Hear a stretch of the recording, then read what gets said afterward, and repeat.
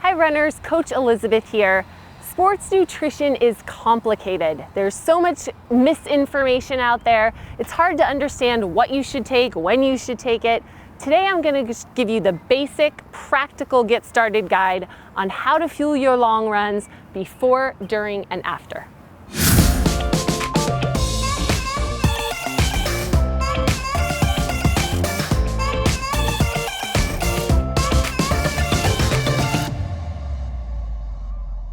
So for the purpose of today's video, when I'm describing a long run, that's anything 90 minutes or more. Now, what to eat before that long run? If you have 2 hours or more, you want to have a more substantial meal. So something where you're getting about 1 gram of carbohydrates per pound of body weight. Again, some of us, that's a good starting point. You may need a lot less, you may need a little bit more. It's basically what your body can digest. Some good examples of these meals might be either oatmeal or granola. It could be a peanut butter and jelly sandwich. It could be avocado toast if you're looking for more of like a fat-based meal, but something substantial so that you have energy throughout. And it's also something that can be a little higher in carbohydrates and can have some of that fiber and protein and fat in it because your body will have time to digest that before you start running. So if you only have an hour before your long run starts, you want to make sure that you're having something that's very easily digestible and a little lighter, like a light snack. I like a UCAN bar. That's really easy on my stomach and it has those carbohydrates for energy. You also want to make sure that you're hydrating properly. So 8 to 12 ounces of an electrolyte beverage. My beverage of choice is SOS Hydration. It has that 300 plus milligrams of sodium in there so that you are properly hydrated and ready to run at your best.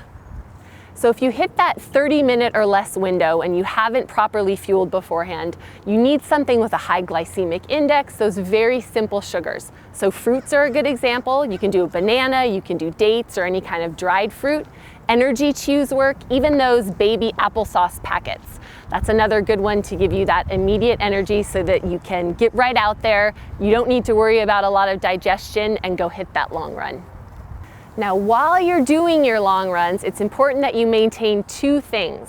One, that you manage those blood glucose levels so you're getting that steady supply of energy, and 2, that you're staying hydrated. Now, if this is a relaxed training run, you might be able to get away with consuming less calories, but if it's a run where you're doing a lot of hard pacing, intervals, or hill work, you want to make sure that you're taking in some energy as you go along. So this is when you can either do, if you bring along those chews or gels, that's something that you can do. And again, you could do an applesauce packet or that dried fruit. A lot of runners do well with raisins or dates. I kind of like dried mangoes. Those taste pretty good on those long runs. If you are going to do a gel though, I want to make sure that you know that you need to consume liquid with a gel. It says so on the packets, but a lot of people don't bother to read that. If you don't, you're going to get some of that GI distress. So if you're consuming a gel, you want to consume the same amount of an ounce in terms of ounces in liquid. So if it's a 5-ounce gel, you want to consume at least 5 to 10 ounces of liquid to go along with that. So this is the perfect time to go into the importance of practicing your race fueling in training. These long runs are just that, practice for race day. So this is when you want to be testing out some of those options that you're going to be using on race day. I always say nothing new. You want to test again and again so that you find exactly what works well for you. Sports nutrition is highly individual. What works for one person isn't going to work for another. So use these long training runs to practice your race fueling.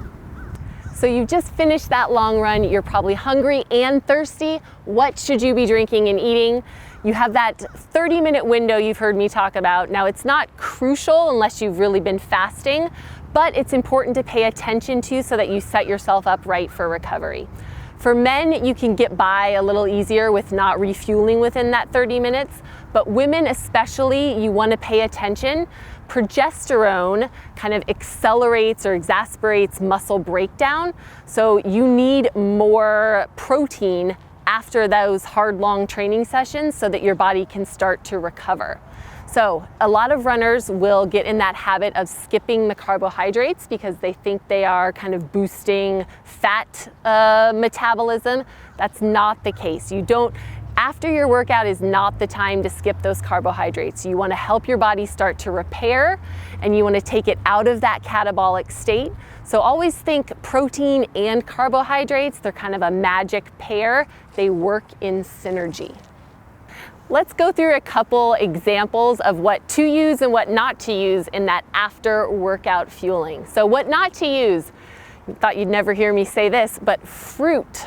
So fruit, primarily that sugar is fructose, and your liver just kind of sucks up that fructose at the expense of muscle recovery. So fruit you can think of kind of beforehand, that's a great pre-run snack, but after your run you want to go with more complex carbohydrates, potatoes, quinoa, oats, some of those that take longer to digest and that will actually help your body start that repair process. I love eggs, and I'll either roast some potatoes the night before or mix them with some quinoa. Tuna fish is a great one.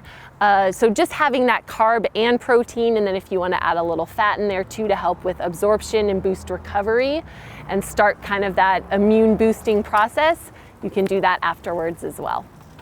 So before we wrap this up, I know the question that you're going to give me is quantities. How much protein, how much carbohydrates, how much fat? So with protein specifically, you want to make sure that you're getting 25 to 35 grams of protein in that post-workout meal. And as far as carbohydrates go, that's a little bit more tricky. That depends kind of if you fueled and how much you fueled during your activity. It also depends if you are a man or a woman. So this is the general recommendation of where to start. You want to look at around 100 or so grams of carbohydrates if you've been going over 90 minutes, and that can go up significantly depending on the kind of your body's ability to burn and use carbohydrates and what kind of a diet you're on. So start with 100, and then you can kind of either adjust up or down accordingly. Some people will be significantly lower, obviously, but some people need that carbohydrate boost in order to help with recovery. I'm doing it today for today's video. You could do something. So in that, what? There we go. Or you're excited. You're excited. No one's excited. So there you have it. If you liked this video, be sure and click that like button. Leave me a comment down below. How do you fuel your long runs? Did I answer any of your questions? Do you have any more? Be sure to subscribe to our channel so you don't miss any of these videos. And in the description down below is a link to our new app with all of the nutrition information, training guides, tips, workouts, everything you love from the run experience right there on your phone. See you in the next one.